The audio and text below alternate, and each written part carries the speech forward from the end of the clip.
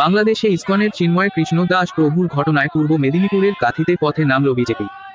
ভবতারিণী মন্দিরের সামনে থেকে কাঁথি সাংগঠনিক জেলার কাঁথি নগর মণ্ডলের পক্ষ থেকে মিছিল বের করা হয়। কাঁথি পোস্ট অফিস মোড়ে মিছিল শেষ হয়। সেখানে আয়োজিত পথসভায় ইসকন প্রভুর অবিলম্বে মুক্তির দাবি জানানো হয়। কর্মসূচিতে অংশ নেন তমলুক লোকসভার প্রাক্তন সাংসদ দিব্যেন্দু অধিকারী, কাঁথি সাংগঠনিক জেলার সাধারণ সম্পাদক চন্দ্রশেখর মণ্ডল, অমলেন্দু পাহাড়ি, বনশ্রী মাইতি, নগর মণ্ডলের সভাপতি সুশীল দাস প্রমুখ।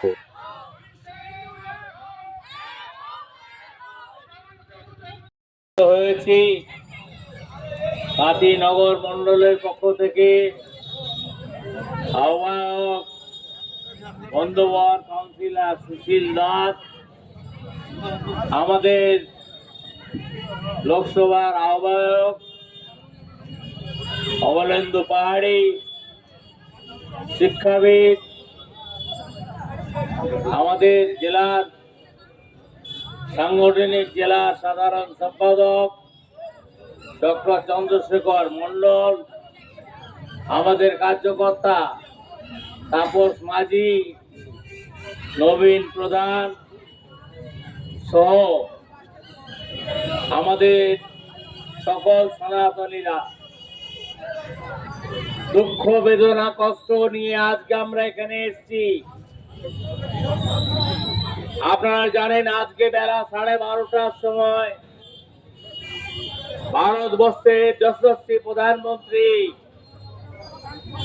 নরেন্দ্র দামোদর দাস মোদী, ভারতের পররাষ্ট্রমন্ত্রী এস জয়শঙ্করের সাথে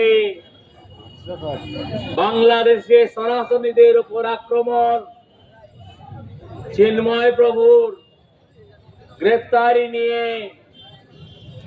তিনি একটি গুরুত্বপূর্ণ বৈঠক করেছেন। চিন্ময় প্রভুকে যেভাবে গ্রেফতার করা হয়েছে আপনারা ভাবতে পারবেন না। ঢাকা বিমানবন্দর থেকে তাকে টেনে হিঁচড়ে একজন সনাতনী, যিনি ধর্মকে নিজের ধর্মকে যেমন ধর্ম মনে করেন, অপরের ধর্মকেও তিনি সম্মান দিয়ে চলেন, ইসকনের চিন্ময় প্রভুকে গ্রেফতার করা হয়েছে। ভারতের প্রধানমন্ত্রী যখন বৈঠক করছেন, বাংলাদেশে যে বর্তমান দায়িত্বে যিনি আছেন, যার নাম আমার মুখে আনতে লজ্জা ঘৃণা বোধ করে, তিনি ইসকনকে বাংলাদেশে নিষিদ্ধ ঘোষণা করেছিলেন। কিন্তু বাংলাদেশের উচ্চ আদালত ভারতের প্রধানমন্ত্রী যখন মিটিং করছেন এস জয়শঙ্করের সাথে, বাংলাদেশের উচ্চ আদালত সে দেশের সরকারের নেওয়া সিদ্ধান্তকে বাতিল ঘোষণা করেছে। একে এক সবকিছুতে তাল মিলালে হবে না। আমাদের নেতারা রাস্তায় নেমেছেন। গতকাল বিধায়ক দল নিয়ে কলকাতা ডেপুটি হাই কমিশনারের অফিসে গিয়ে আমাদের বিরোধী দলনেতা তার কথা বলে এসেছেন।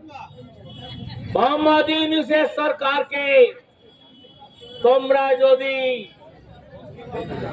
ভারতবর্ষের থেকে নুন না পাও, ভারত থেকে যদি চাল না পাও, গম না পাও, মাস্টার্ড অয়েল না পাও, তোমার দেশ অচল হয়ে যাবে, তোমার দেশ দুর্ভিক্ষে ভরে যাবে।